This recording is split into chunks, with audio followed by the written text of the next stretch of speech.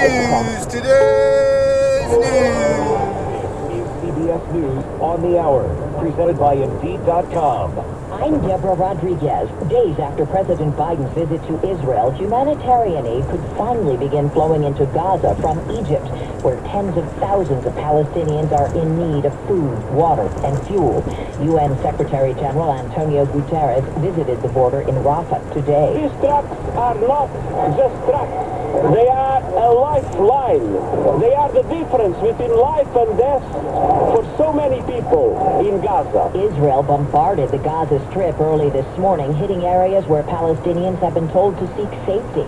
And Israel's begun evacuating a town near the border with Lebanon, which could be caught in crossfire with jihadists. Correspondent Ian Lee is in Tel Aviv. Hezbollah would make Gaza look like a sideshow. They have more sophisticated weapons, more missiles, more rockets. They're battle-hardened from fighting in Syria, so they are a real formidable foe, and that's what Israel is doing. They're preparing for that. Last night, President Biden urged Congress to approve new aid for Israel and Ukraine, but it won't be possible until Republicans approve a new House Speaker. They'll hold a third vote today. Jim Jordan isn't giving up hope despite dwindling support. There's been multiple rounds of votes for Speaker before. I just know that we need to get a Speaker as soon as possible so we can get to work for the American people.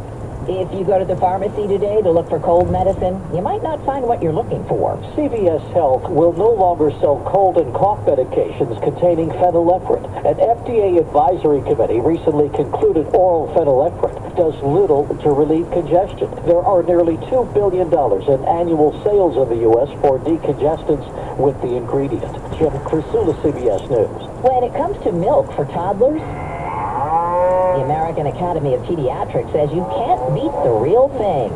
The group has issued a warning. Powdered drink mixes promoted as toddler milks for kids up to 3 are unregulated, unnecessary, nutritionally incomplete, and filled with sugar and salt. Oscar-winning director Martin Scorsese is promoting his new movie, debuting today. Move.